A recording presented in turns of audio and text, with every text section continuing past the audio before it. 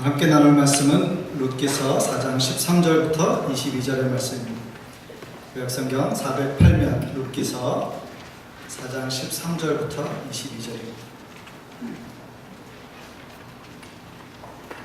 자, 여러분이 한 목소리로 봉독하겠습니다.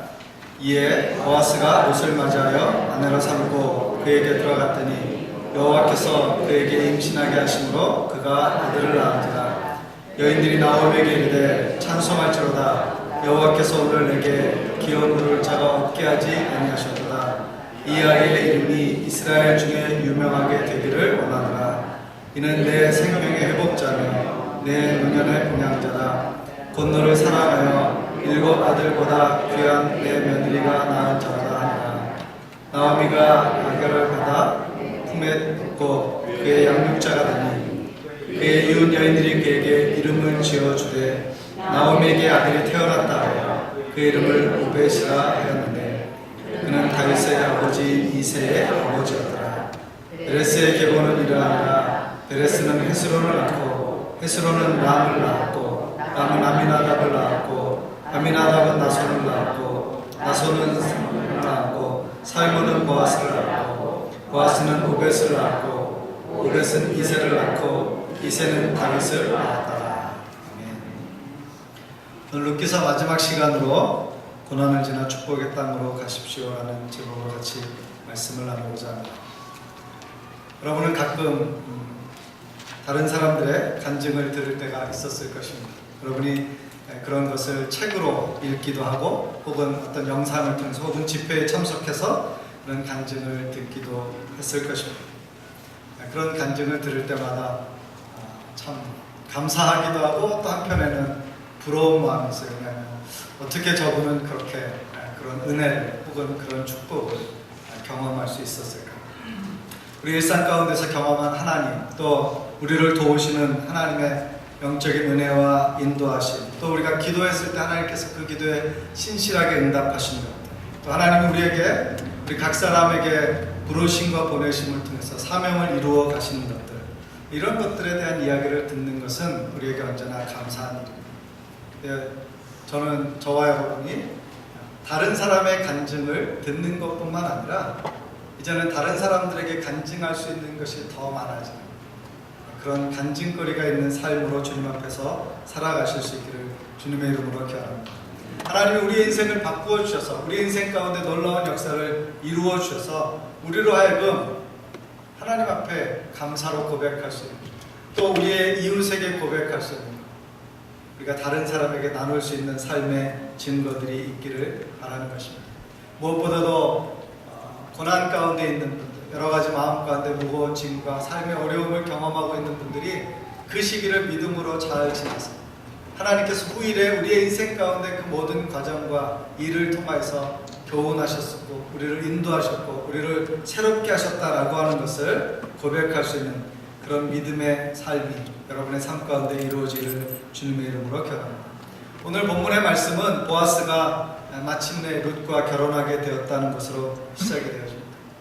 보아스는 아마 룻과는 조금 나이 차이가 있었을 것으로 생각합니다. 그냥 본문 가운데도 보면 보아스가 내가 젊은 남자를 택하지 아니하고 이렇게 말한 것으로 보아 조금 나이 차이가 있었던 것을 생각할 수 있고요. 또 하나는 그 가정에 아이를 낳게 되었을 때 그 부분을 성경에서 하나님께서 그에게 자녀를 주셔서 그렇게 하셨다라고 하는 것을 설명해 놓았기 때문입니다.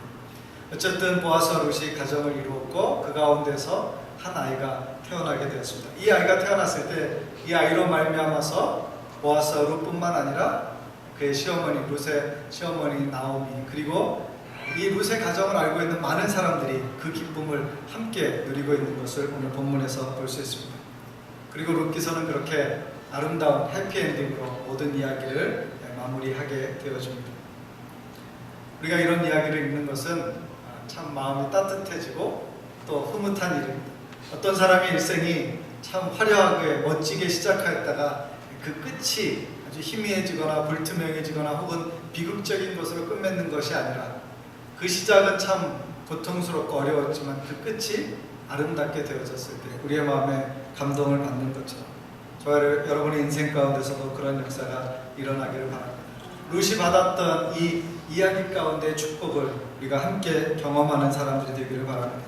그 첫 번째 이야기는 절망에서 소망으로 변화되어지는 축복이 여러분의 인생 가운데 있기를 바랍니다.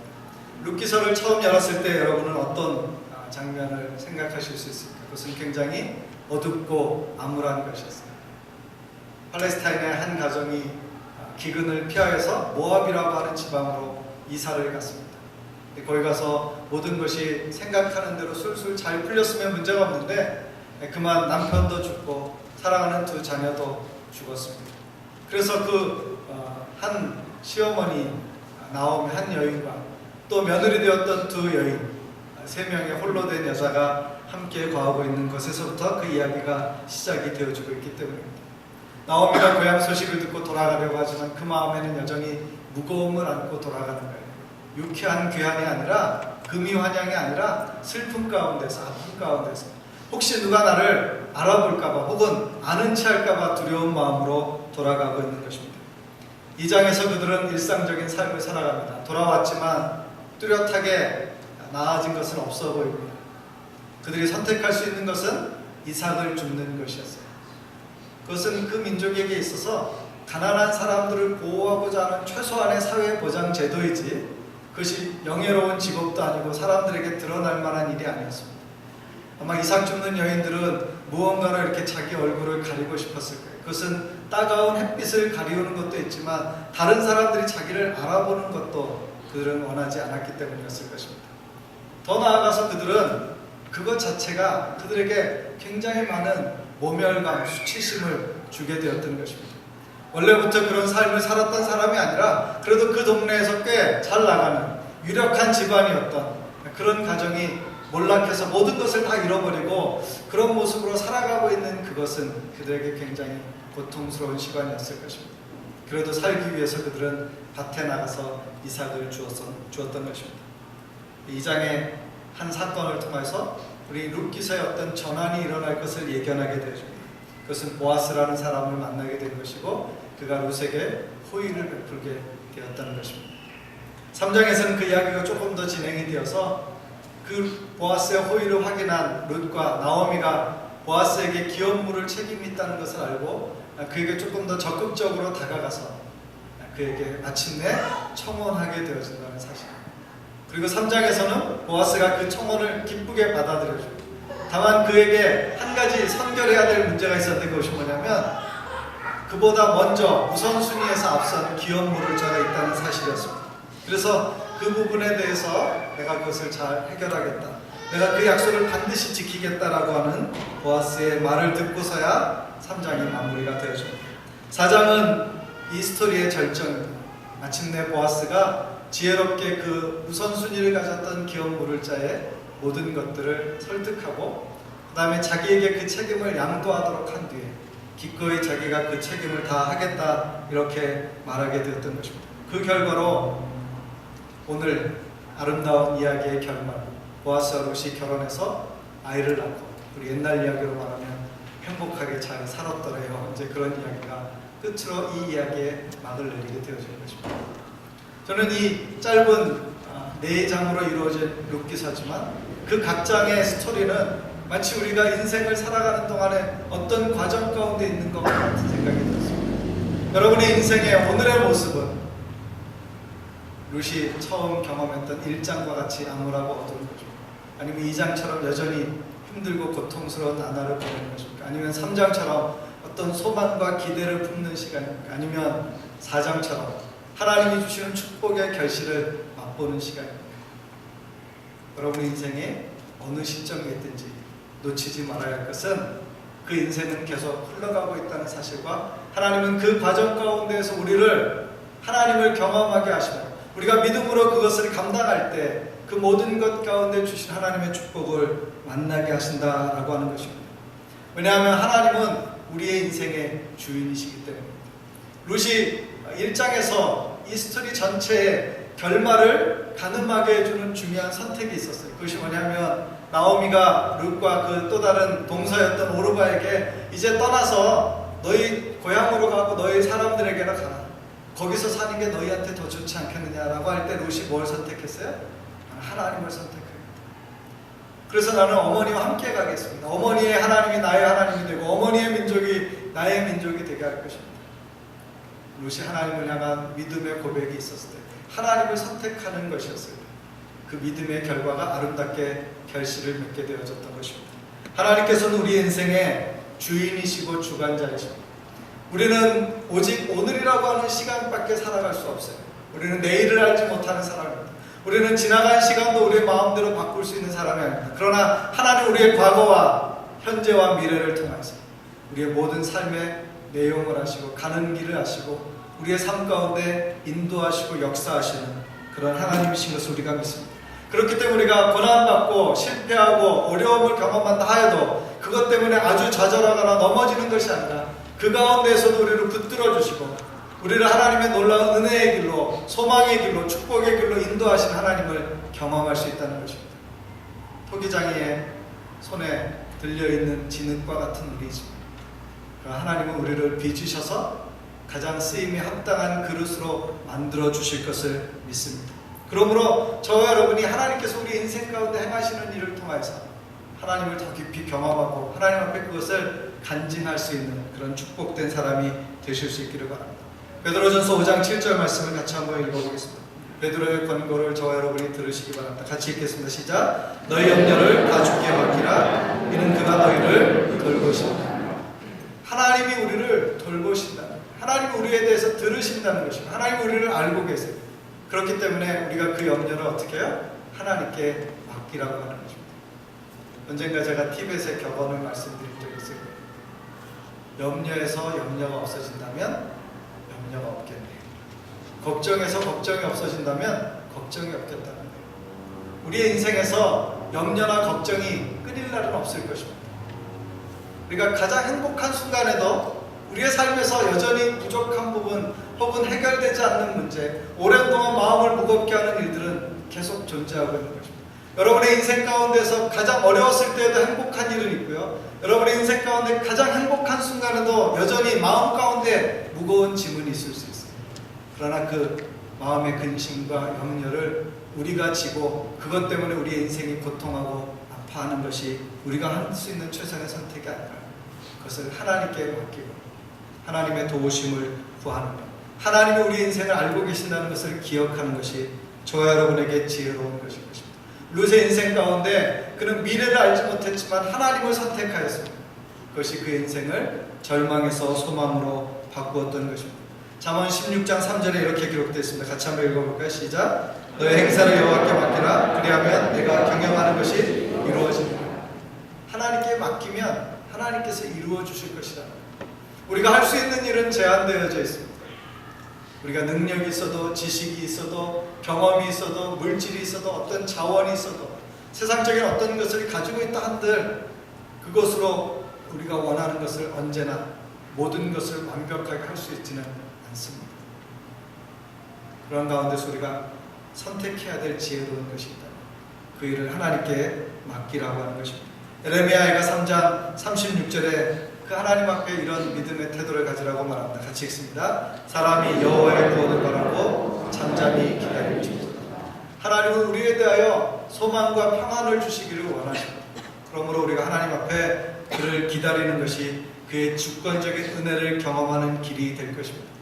룻에게 보이지 않는 미래였지만 그의 길을 인도하시고 그 길을 열어주시고 그를 마침내 가장 좋은 축복의 자리로 인도하신 하나님은 룻의 하나님이셨을 뿐만 아니라 저와 여러분의 하나님이신 줄로 믿습니다. 룻의 마음의 고통과 근심과 염려를 아셨던 그분, 그의 비극적인 상황과 그 슬픔을 아셨던 하나님은 여전히 우리의 삶의 모든 것을 알고 계신 줄로 믿습니다. 그러므로 하나님을 바라고 하나님을 기다리고 하나님께 맡기고 하나님의 도우심을 받는 저와 여러분이 되시기를 주님의 이름으로 기원합니다. 두 번째 메시지는 이 본문 가운데 보면 그들이 받았던 놀라운 축복은 빈손으로 돌아와서 풍성함으로 채워주는 것이었습니다. 나오미는 돌아올 때 거의 모든 것을 다 잃어버린 것과 같은 삶이었습니다. 그가 재물을 잃었을 뿐만 아니라 사랑하는 가족들을 잃었어요.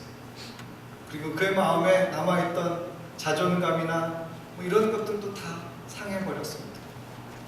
사람들에게는 쓸쓸하고 외로운 그냥 한 사람의 고통스러운 여인으로만 남겨져 있었던 것입니다. 나오미가 돌아왔을 때 동네 사람들이 알고 환영했어요. 나오미가 돌아왔다. 근데 나오미라는 이름이 즐거움, 기쁨 이런 뜻이거든요.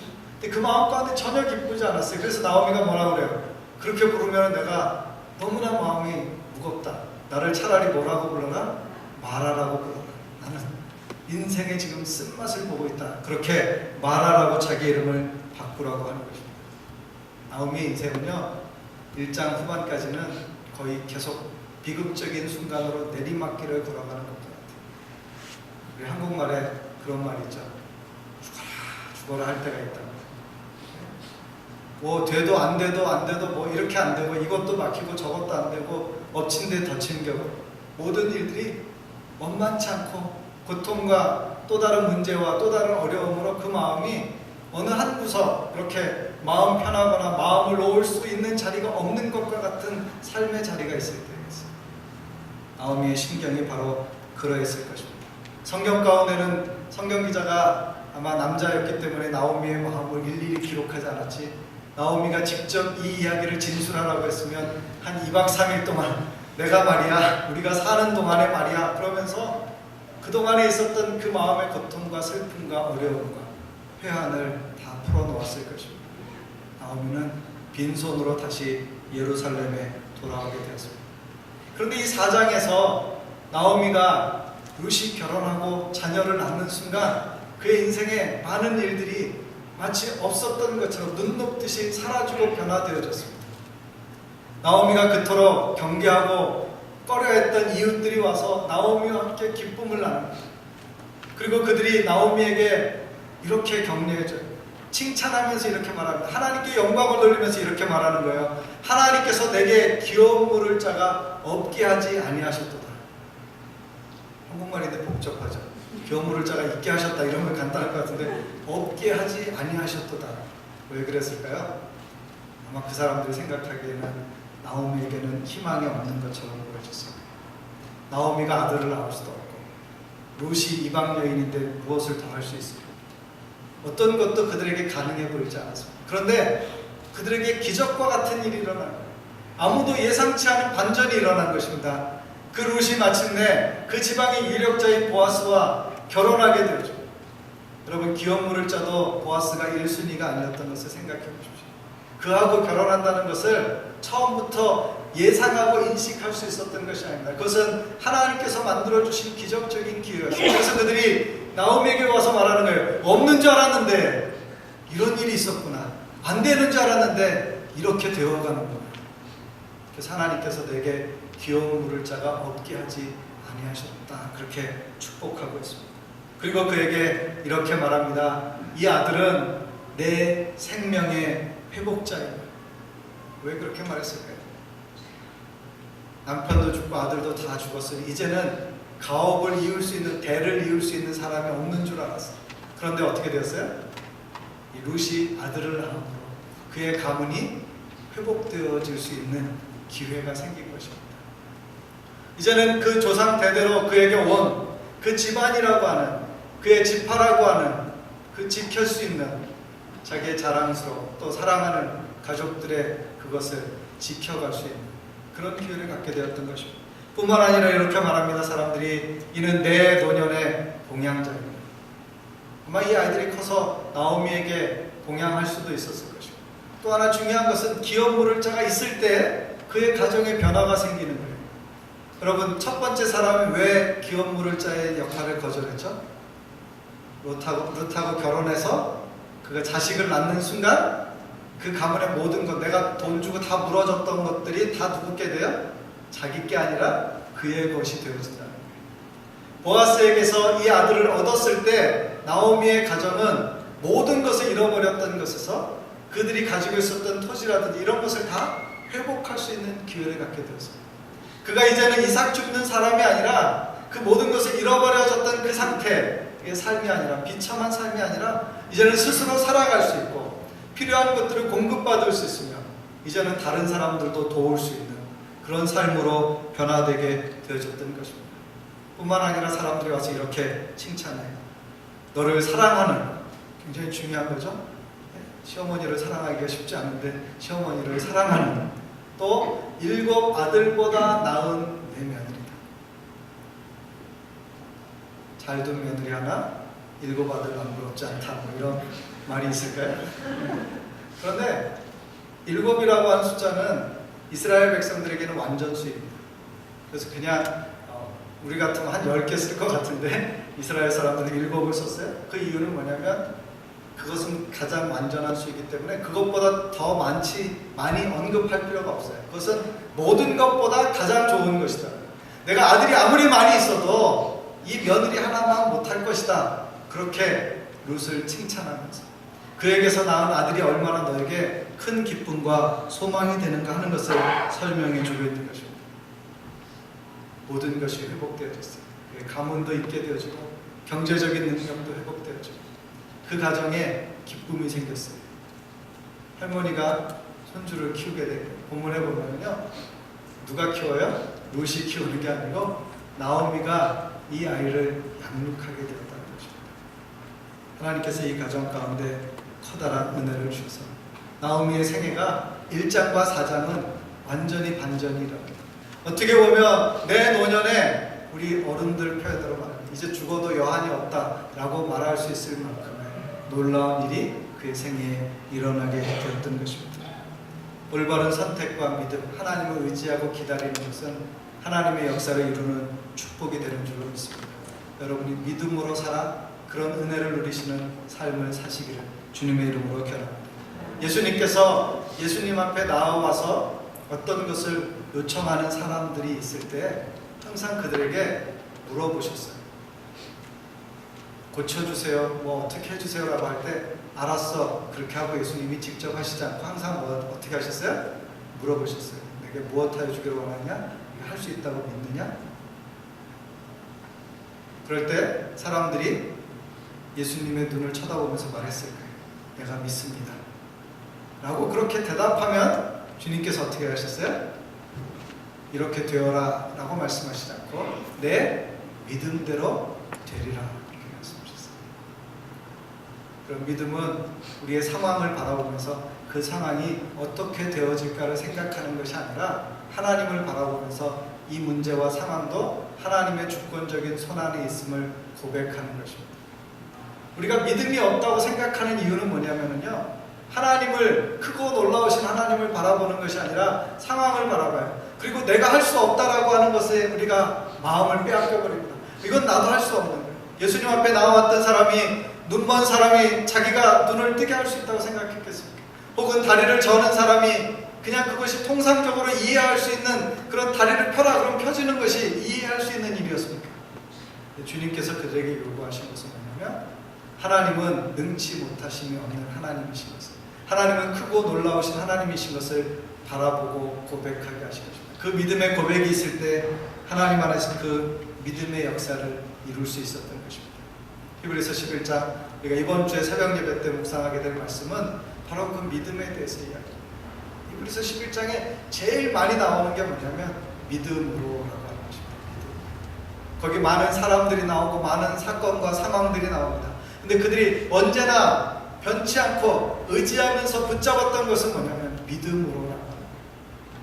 근데 그 믿음은 그들이 이성이나 지식이나 경험으로 판단할 수 있는 그런 것이 아니라 그들이 상상할 수 없는, 생각할 수 없는, 기대할 수 없는 것을, 그 일을 이루실 수 있는 하나님을 바라보고 고백하는 것이었습니다. 그런 믿음으로 여러분도 하나님께서 주시는 풍성함을 누리실 수 있기를 바랍니다. 세 번째 축복은 불행에서 행복으로 이어지는 것입니다. 룻기서는 참 따뜻한 책이고 우리의 마음을 흐뭇하게 합니다. 그 이유는 뭐냐면 바로 모든 스토리의 결말이 해피엔딩입니다. 여러분 드라마를 보거나 어떤 이야기를 들었을 때 그 끝이 아름다우면 우리의 마음에 더 큰 감동과 따뜻함을 경험하지 않습니까? 룻기서는 1장에서 장례식으로 시작해요. 4장에서 결혼식으로 마칩니다. 1장에서는 죽은 사람들의 이야기가 나옵니다. 그들이 죽었다라고 하는 거예요. 여러분 사랑하는 사람을 잃었을 때의 그 복잡하고 어려운 심경은 이루 말할 수 없을 것입니다. 그 슬픔은 이루 말할 수 없을 거예요.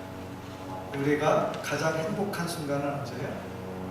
일생에 한 번이라고 가장 많이 듣는 때가 언제예요? 바로 이 결혼식입니다. 그래서 루키서는 1장에 이 죽음으로부터, 장례식으로부터 4장에 결혼식으로 새로운 생명을 잉태하는 것을 그렇게 이야기가 전개되어져 가고 있다라고 하는 것입니다. 뿐만 아니라 이 룻이라고 하는 사람은 그의 인생을 생각해 보면 그는 이방 여인이었어요. 그는 너무나도 가난해서 보리 이삭을 주우러 다닐 수밖에 없는 그런 비천한 사람이었습니다. 보아스라고 하는 사람을 감히 만나볼 수 없는 사람이었어요. 그런데 그가 보아스를 만났고 결혼했고 그의 아이를 낳았어요. 여러분, 드라마로 각색하면 굉장히 드라마틱한 스토리가 되겠죠. 드라마에서 자주 나오는 백화점 여직원이 회장님 아들하고 결혼하는 것 같은 그런 신데렐라 스토리 같지 않습니까? 이 보리밭에 가서 보리 줍다가 뭐 결혼했다니까 별로 큰 차이가 없는 것처럼 생각하는데, 실제로 이 룻이라고 하는 이방 여인이 보아스라고 하는 유력자와 결혼한 것은 그에게 있어서 상상할 수 없는 일이었던 것입니다.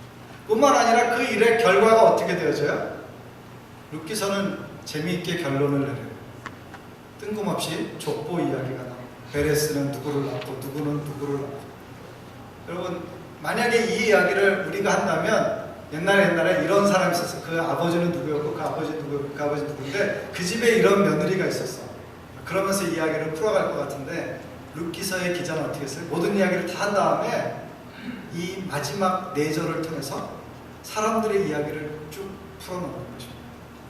밑도 끝도 없어요. 그 다음에 어떻게 됐다 이 얘기도 안 해줘요. 그런데 이 이야기에 나오는 사람들의 이름이 우리에게 의미를 주는 것입니다.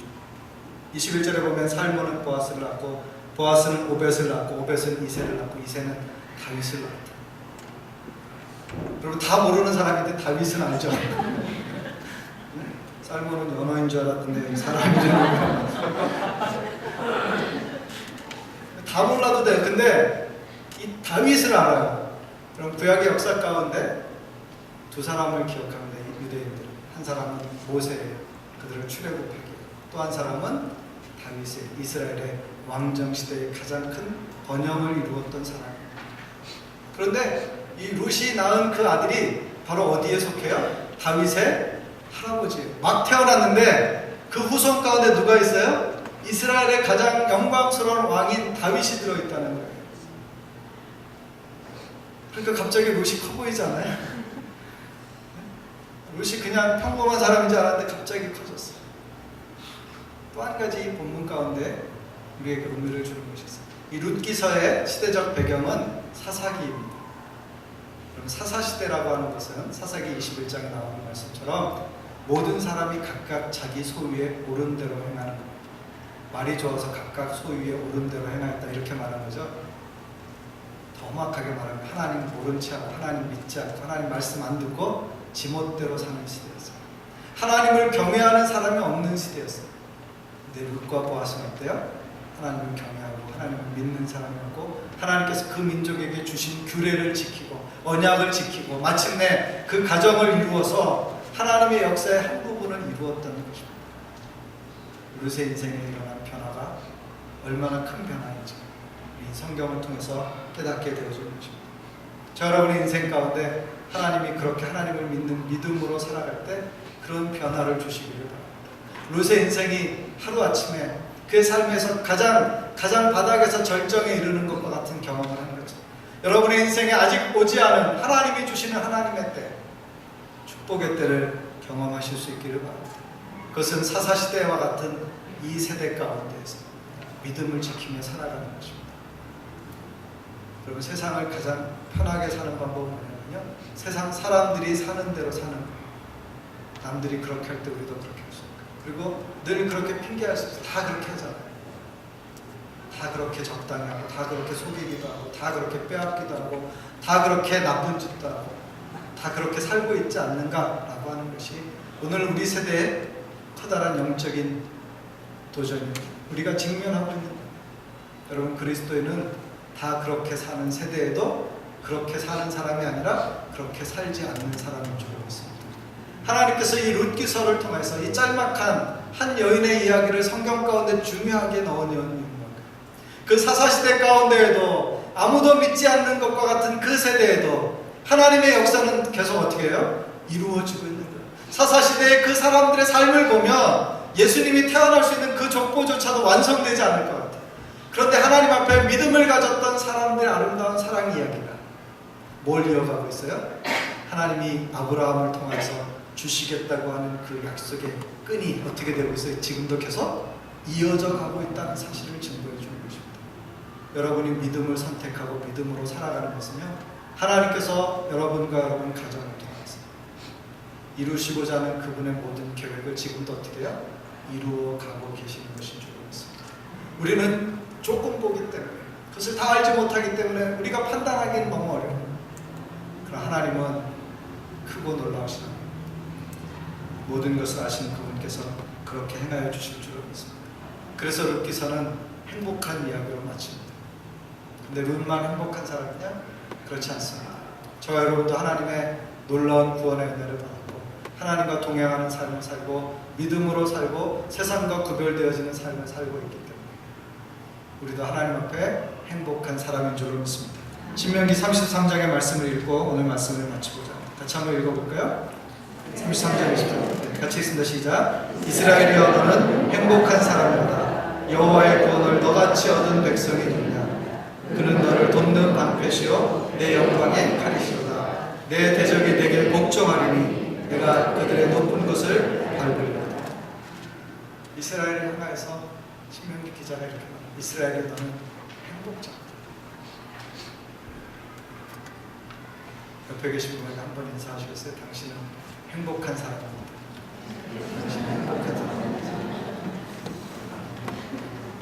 우리가 세상의 조건을 따져서가 아니라 하나님의 관점에서 하나님이 주시는 축복을, 그분이 우리의 아버지이신 것을, 그분을 믿는 믿음 안에 있다는 것을, 우리에게 영원한 약속과 소망이 있다는 것을 기억할 때 우리가 우리 자신을 뭐라고 고백할 수 있어요? 하나님, 저는 행복한 사람입니다. 매일 아침 눈 뜰 때 오늘도 살아야 되는가 이렇게 눈 뜨시는 것이 아니라 하나님, 저는 행복한 사람입니다. 오늘도 새 하루를 주셔서 감사합니다. 오늘도 믿음으로 하나님을 의지하며 삽니다. 주의 나라에 이를 때까지 주님을 의지하며 나아갑니다. 그런 삶을 살아가시기를 바랍니다. 그런 여러분의 인생 가운데 하나님께서 룻에게 주셨던 축복과 같은 놀라운 축복을 허락하여 주실 줄 믿습니다. 그런 믿음의 사람이 다 되시기를 주님의 이름으로 결합니다. 같이 기도하겠습니다.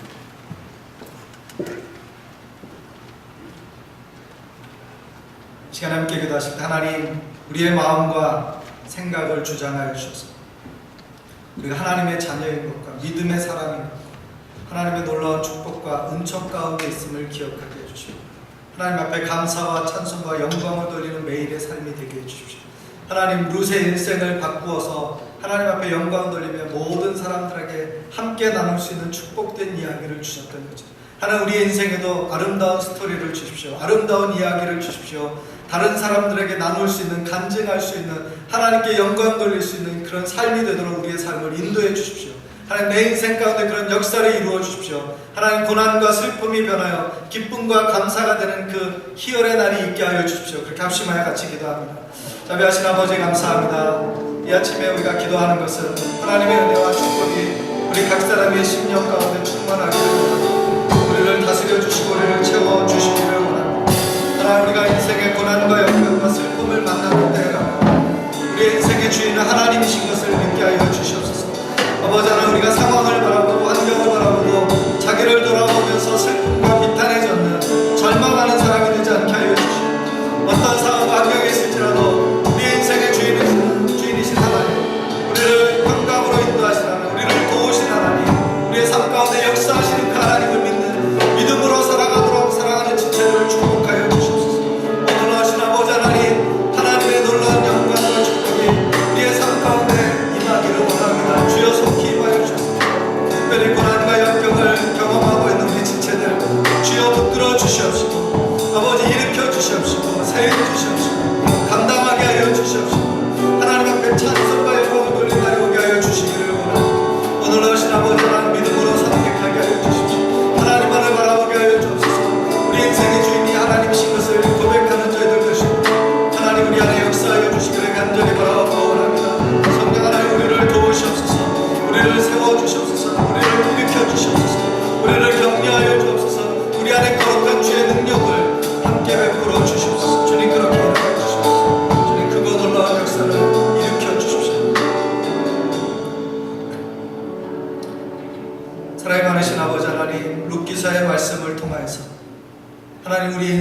가운데 말씀하시며 우리의 인생을 인도하시고 도우시며 이끌어 가시고 하나님께서 약속하신 모든 것을 이루어가는 신실하신 하나님, 크고 놀라우신 하나님이신 것을 경험케 하시니 감사합니다.